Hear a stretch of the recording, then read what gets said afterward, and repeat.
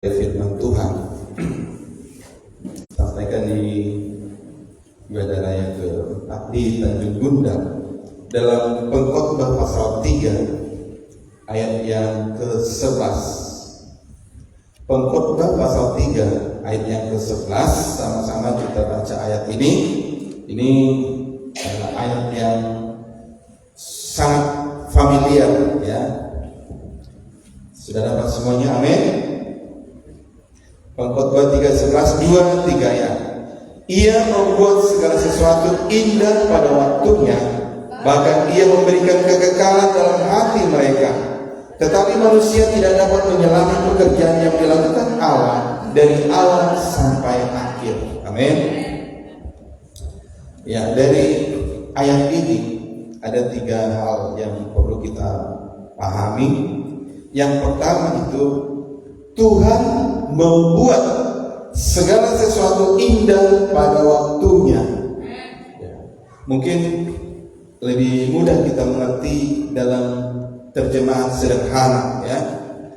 Alkitab terjemahan sederhana itu edisi ketiga di sini dikatakan Allah sudah mengatur supaya setiap hal terjadi tepat pada saat yang sudah ditentukannya.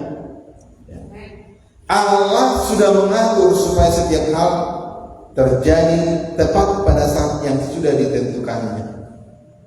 Jadi Allah sudah mengatur, ya, supaya segala hal itu terjadi sesuai dengan yang Tuhan rencanakan.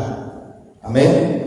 Ya, jadi ini yang perlu kita ingat, bahwa Allah sudah mengatur segalanya dengan sempurna, ya, sehingga semua itu terjadi dengan tepat pada saat yang Tuhan tetapkan. Ya. Hampir sama dengan pembuat jam, ya, yang punya jam yang otomatis lah. Ya. Nah, kalau pernah bongkar jam otomatis, kan di situ semua mesinnya itu roda-roda bergerigi, ya kan? Nah, ada pernya dan lain sebagainya. Dan kalau kita perhatikan roda-roda itu, ya, banyak roda-rodanya.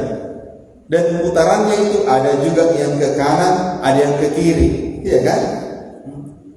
Tapi semua itu berhubungan, sudah diatur oleh pembuatnya. Maka pada putaran-putaran tertentu, ketika jarumnya itu menunjuk kepada angka-angka tertentu, ada dia kadang bunyi. Kalau jam dinding itu, ya kan, ada bunyi dia. Nah, sudah diatur dengan tepat putaran kesekian, bunyi dia. Bukan jam apa itu, ya, jam pakai baterai, ya, yang otomatis. Nah, jadi itu sudah diatur dengan sempurna oleh pembuatnya, ya, putarannya, seberapa putarannya. Nah, jadi hampir sama seperti itu juga dengan kita atau alam semesta ini diciptakan oleh Tuhan, diatur Tuhan, ya. Tapi bedanya kalau jam itu tadi diciptakan itu saja terus berulang-ulang. Beda dengan Tuhan menciptakan kita manusia, ya. Memang hidup kita itu sudah diatur, sudah ditetapkan, ya. Amin semuanya. Amin. Sudah ditetapkan dengan sempurna, tapi ada bedanya. Manusia itu memang sudah diatur hidupnya, tapi manusia diberikan kehendak bebas untuk memilih jalan hidupnya itu. Kalau jam tadi memang udah itu putarannya. Selama kondisinya bagus, ya, normal jalannya. Dia tidak bisa melakukan program yang lain. Nah, beda dengan kita. Memang kita sudah diatur Tuhan dengan sempurna jalan hidup kita, tapi kita mau mengikuti itu atau tidak, itu terserah kita. Pilihan ada pada kita. Amin. Kalau kita mau ikut itu, aturan Tuhan, program Tuhan, ketentuan Tuhan, ketetapan Tuhan, maka terjadilah tadi indah pada waktunya. Tapi kalau kita mengikuti keinginan hati kita sendiri, maka itu jauh. Yang indah pada waktunya itu nanti tidak kita capai, atau mungkin kita capai tapi prosesnya lama karena kita melenceng. Contohnya kalau kita mau ke Bangil, ya naik motor mungkin ada yang 10 menit sampai, ya kan? 10 menit atau 15 menit sampai.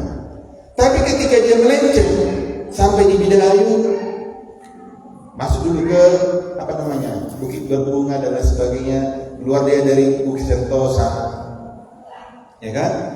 Sampai di pintu 3 Kuning, masuk ke dormitori, ketemu suruh, baru dia masuk ke Pambil lagi. Yang harusnya 15 menit bisa 1 jam atau setengah jam. Proses kita seperti itu. Kalau ikuti jalan Tuhan yang Tuhan sudah tetapkan, maka indah pada waktunya. Tapi kalau tadi kita melenceng hidup kita, kadang rajin ibadah, kadang rajin melayani, kadang murtad dan sebagainya, ya proses itu semakin lama. Ya. Karena kita harus kembali lagi kepada jalan yang sebenarnya itu. Nah, jadi ini yang perlu kita ingat, ya. Kalau memang kita ikuti rencana Tuhan dari awal, maka kita akan melihat, kita akan merasakan, kita akan menikmati bahwa semua indah pada waktunya. Tapi ketika kita mengikuti keinginan hati kita, maka yang indah yang Tuhan telah atur itu tidak akan terjadi, atau terjadi tapi mengalami prosesnya lama, ya. Nah, jadi marilah kita percaya kepada rancangan Tuhan tadi. Amin. Percaya, kita ikutilah, ya. Bahwa memang kalau yang namanya proses, ya, tidak ada yang enak.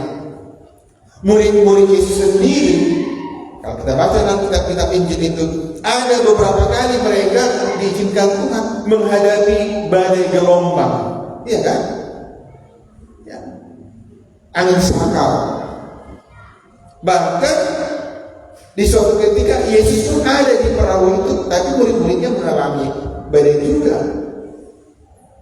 Nah, jadi kalaupun kita ikut Tuhan, bukan berarti bebas dari badai, bebas dari proses, enggak. Semua ikut proses. Yesus sendiri ikut proses, ya kan? Yang tidak ikut proses apa? Ada. Dia diciptakan langsung besar, ya kan? Sementara Yesus kan melalui yang normal, masuk di dalam rahim Maria, lahir sebagai bayi. Ada masa kanak-kanaknya, ada masa remajanya, ya, dewasa dan sebagainya. Yesus sendiri ikut proses, masa kita nggak mau ikut proses? Ya. Dan saatnya Yesus juga dipermuliakan, amin. Ketika dia melewati semua proses itu, maka ketika kita juga ikut proses, maka nanti ada waktunya kita dipermuliakan. Ya. Nah, jadi kalau yang namanya proses itu memang tidak indah, ya.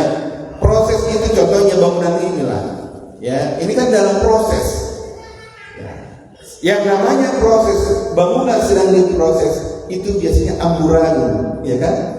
Amburadul. Ada scaffolding, ada kayu-kayu, bahkan ada banyak yang bisa membahayakan, ya kan? Ada paku bertebaran di mana-mana, ada kayu menonjol di sini, ya. Jadi kalau kita jalan nggak lihat bisa kena kepala kita, ya. Itu ketika proses.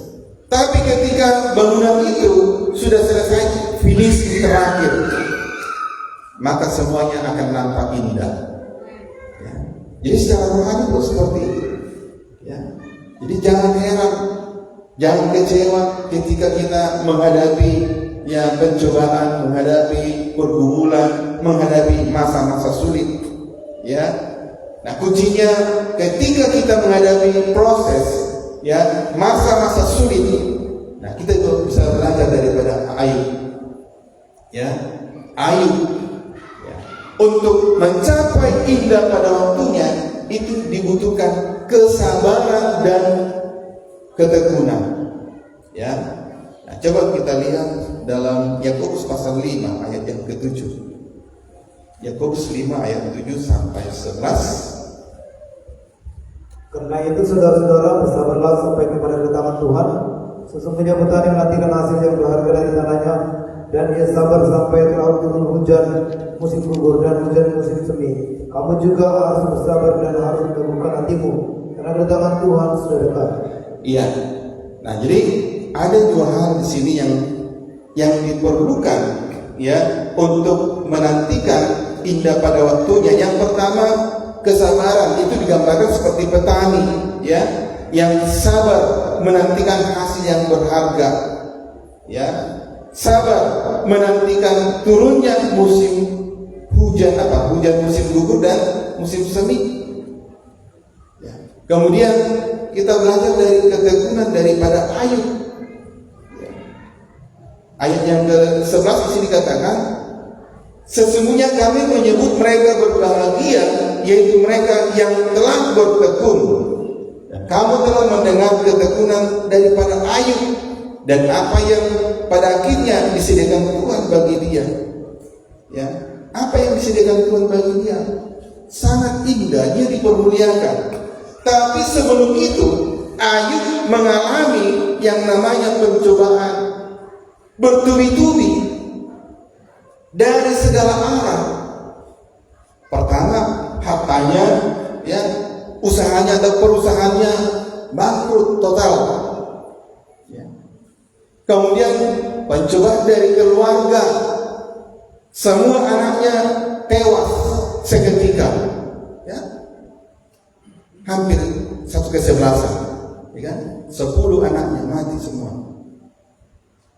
Bahkan istrinya juga menggerogoti imannya.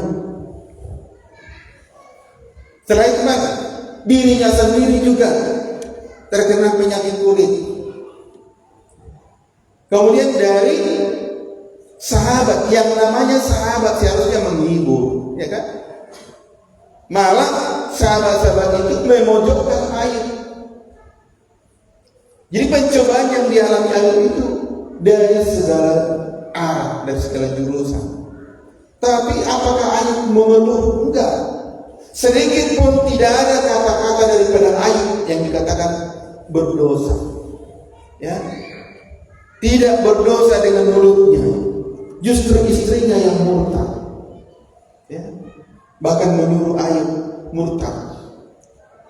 Masih bertekunkah engkau dengan Allahmu itu, katanya. Kutukilah. Dan tewas. Ayub ya tetap bertekun walaupun menghadapi seperti itu. Ya. Malah dia marah kepada istrinya. Apakah kita hanya mau menerima yang baik saja dan tidak mau menerima yang buruk? Ya. Ini yang dikatakan dalam 1 Tesalonika 5 ayat 18. Bersyukur, mengucap syukur dalam segala hal. Memang tidak ada kata-kata bersyukur di situ. Tapi ketika dia menerima keadaannya apa adanya, itu membuktikan dia bisa bersyukur, ya kan? Walaupun istrinya ya mengajak dia murtad. Tapi kita lihat hasil dari kesabaran dan ketekunan itu memang tidak mengecewakan. Ya, petani mendapatkan hasil, Ayub dipulihkan, dipermuliakan, kekayaannya 2 kali lipat dari yang semula. Kalau kita lihat keluarganya, seluruh keluarganya datang. Kalau di ayat berapa Ayub pasal 42, mereka mengatakan mengucapkan belasungkawa katanya. Padahal Ayub di situ sudah dipermuliakan. Ini kan sebenarnya terlambat. Ya. Ketika Ayub menderita semuanya lari. Tapi ketika Ayub sudah dipermuliakan, datang lagi keluarganya. Ya, membawa emas dan lain sebagainya. Ya, itulah cara Tuhan mempermuliakan Ayub. Amin. Semuanya indah pada waktunya.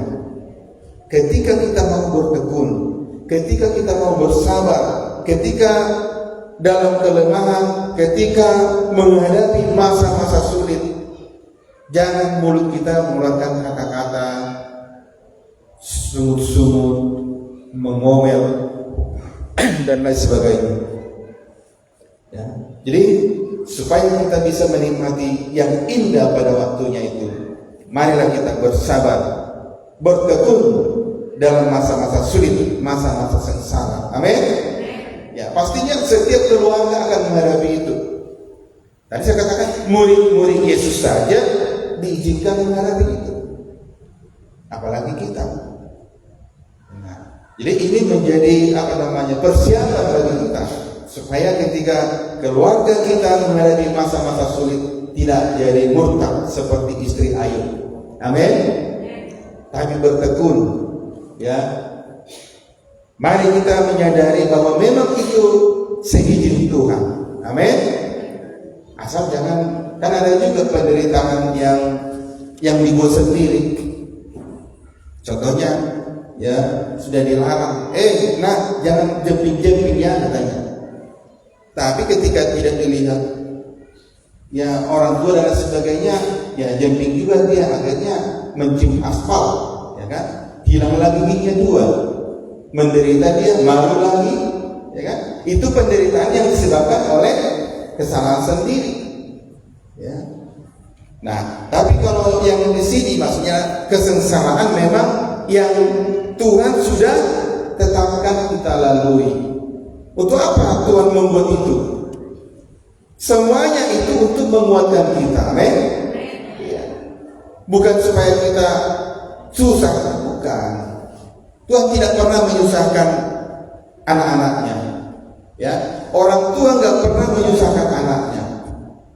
Tapi seperti yang saya sampaikan ya beberapa hari yang lalu atau minggu yang lalu ya, terkadang orang tua membiarkan anaknya jatuh bangun untuk melatih supaya dia kuat. Ya. Seringkali anak tidak kuat karena tidak terlalu dijaga oleh orang tuanya. Ya. Tapi Tuhan tidak mau seperti itu. Maka kita diizinkan menghadapi banyak pencobaan. Semakin banyak pencobaan berarti semakin kita kuat nantinya.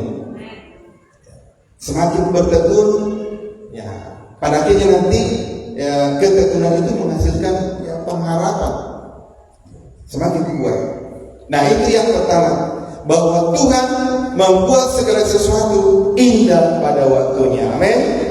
Nah yang kedua, dalam ayat yang ke-11 tadi itu, Ia memberikan kekekalan dalam hati mereka.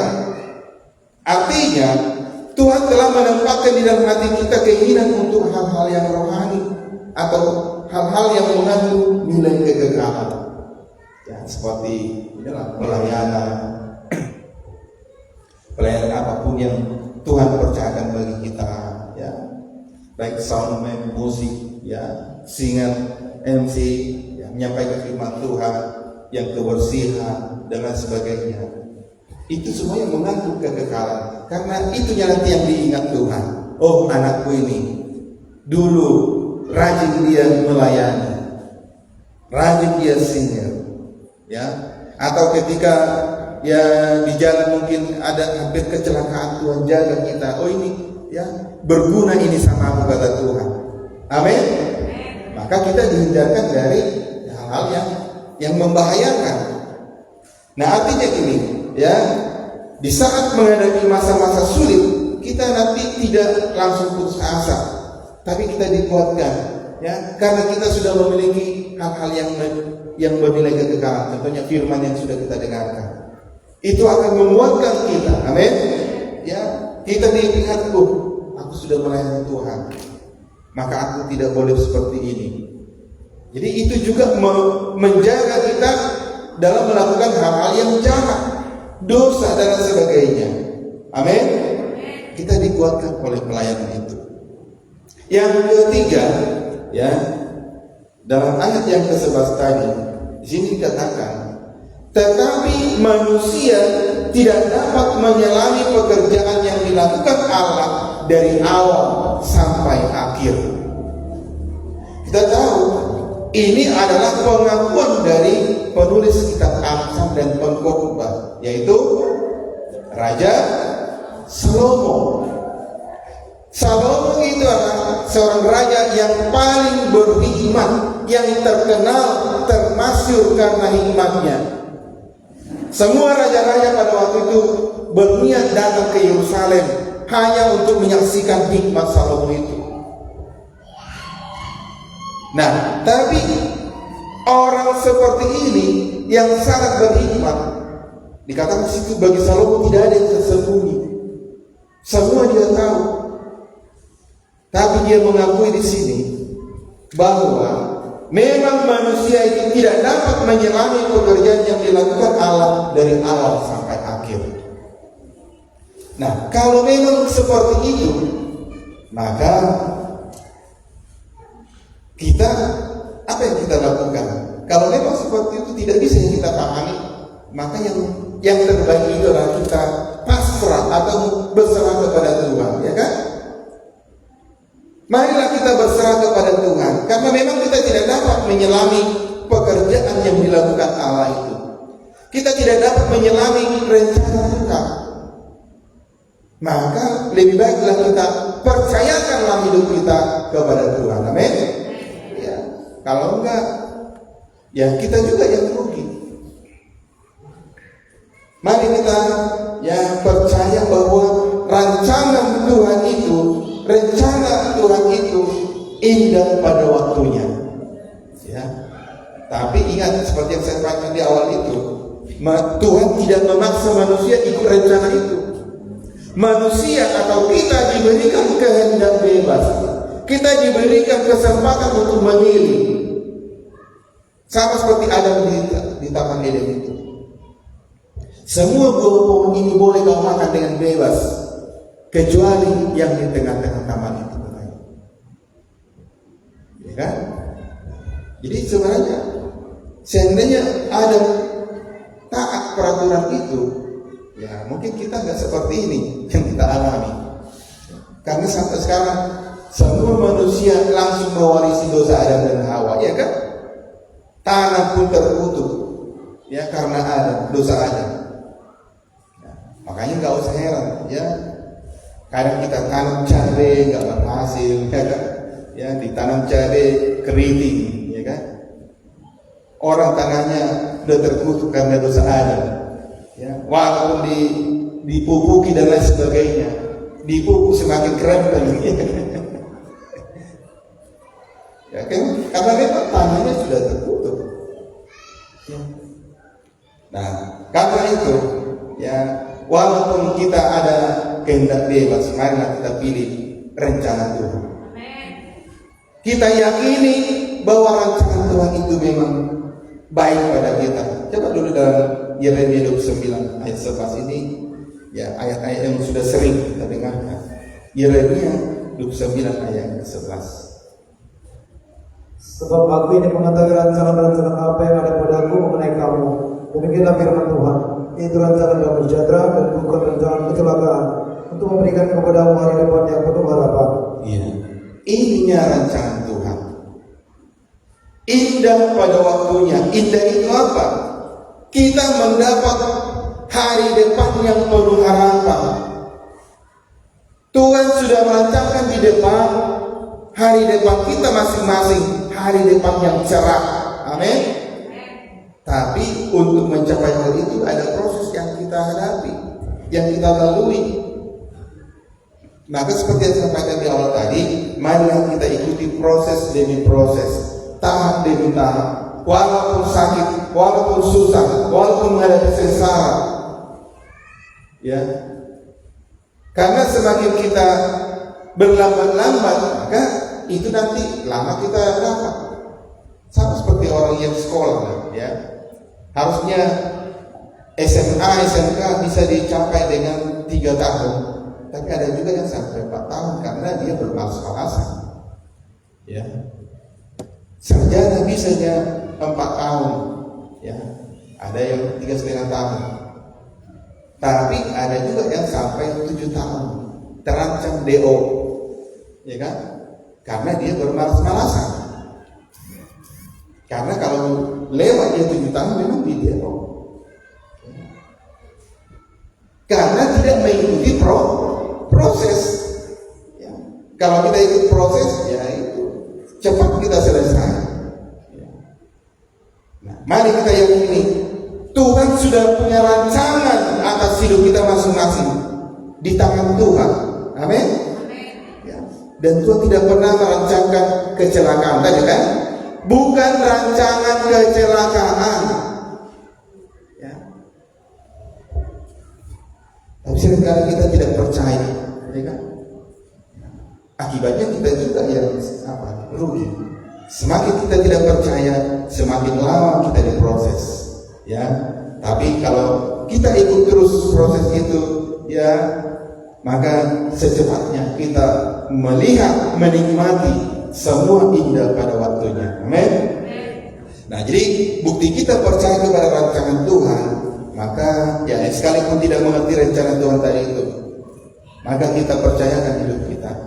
Dan apapun pergumulan, percobaan, masa-masa sulit yang kita hadapi, kita tidak bersungguh-sungguh seperti istri Ayub.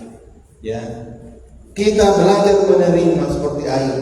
Kalau memang Tuhan memberikan yang tidak baik, ya nggak apa-apa. Ayub katakan, apakah kita hanya menerima yang baik saja dari Tuhan, tidak mau menerima yang buruk? Sebenarnya bukan Tuhan memberikan yang buruk, ya. Tapi itu tadi ujian. Karena di situ kisah Ayub itu kan Allah sedang membanggakan iman Ayub kepada iblis. Iman Ayub itu yang sedang dipertontonkan kepada iblis sebenarnya. Maka Ayub mengalami hal itu. Karena Allah bangga dengan iman Ayub itu. Amin. Ya. Jadi kita, oke lah, Tuhan belum bangga dengan iman kita. Paling tidak Tuhan ingin melihat kita naik, iman kita naik tahap demi tahap, level demi level. Amin. Ya, mari. Jadi sekalipun menghadapi masa sulit, ya, mari kita ikuti, kita yakini itu bagian daripada rancangan Tuhan.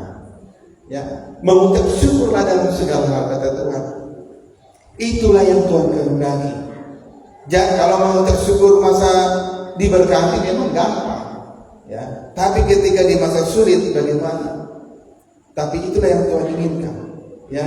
Jangan ketika masa sulit justru kita bersungguh-sungguh, ya,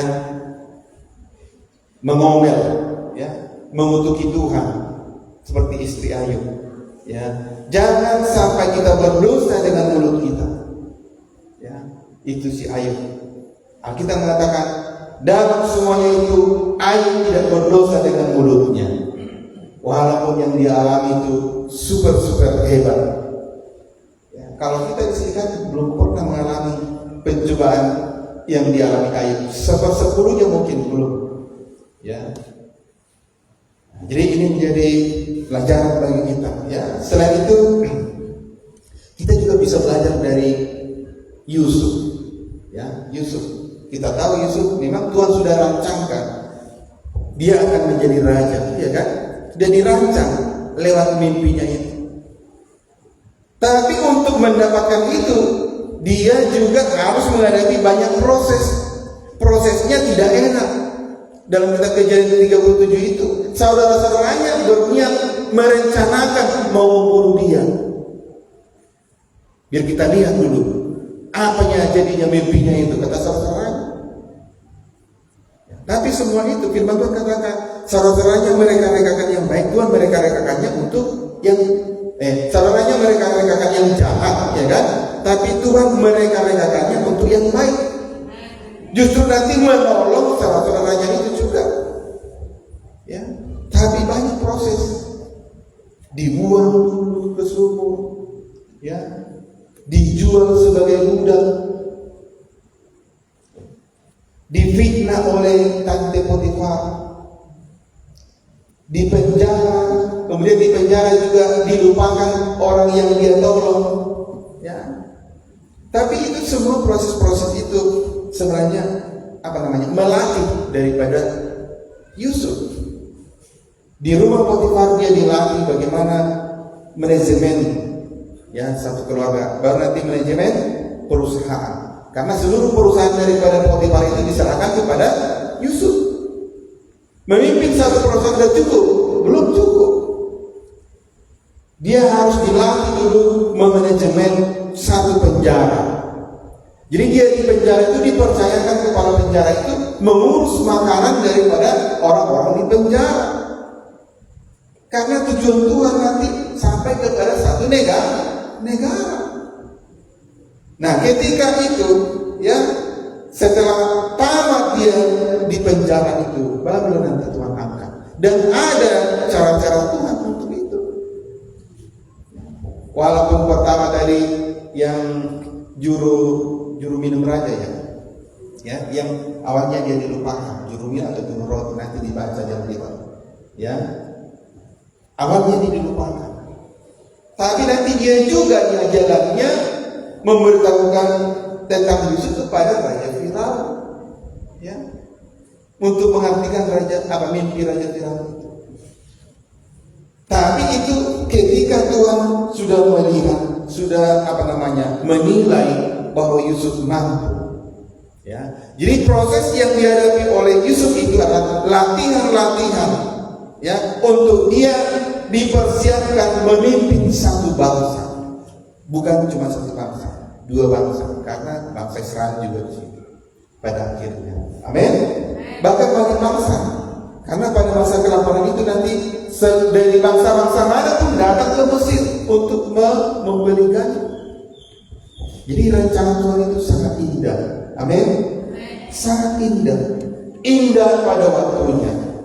Tapi itu tadi harus ikut proses. Amin. Mau ikut proses? Iya, puji Tuhan. Kalau sudah amin ya sudah. Baik, sampai di sini firman Tuhan. Terima kasih Bapak yang baik. Kami sungguh bersyukur untuk firman Tuhan yang mengajari kami pada saat malam hari ini, bahwa rancangan Tuhan sungguh indah bagi kami ya Bapak. Kami yang sering ini Tuhan, seringkali Tuhan lari daripada rancangan Tuhan. Kami yang seringkali Tuhan tidak percaya kepada rancangan-Mu ya Bapak di surga. Ampunilah kami ya Bapa, ampuni kelemahan kami, ampuni kekurangan kami ya Tuhan, ampuni ketidakpercayaan kami ya Bapa. Sungguh indah firman-Mu malam hari ini, mengoreksi kami, bahkan juga mengajari kami ya Tuhan, menguatkan kami ya Bapa di surga. Legakanlah firman-Mu dalam hati kami. Kami rindu Tuhan hidup oleh firman Tuhan. Kami rindu Tuhan terus firman mengoreksi kehidupan kami, sebab masih banyak kekurangan kelemahan kami ya Tuhan. Banyak hal-hal yang harus dibereskan di dalam hidup kami ini ya Tuhan. Dan hanya firman-Mu yang sanggup mengubahkan hidup kami ya Bapa. Terima kasih Bapak yang baik. Terima kasih untuk firman-Mu yang Bapa. Dan pujilah Engkau Bapak yang baik. Saudara kami memberikan persembahan, Tuhan berkati umat-Mu ya Tuhan. Dalam nama Yesus Kristus kami bersyukur berdoa. Amin.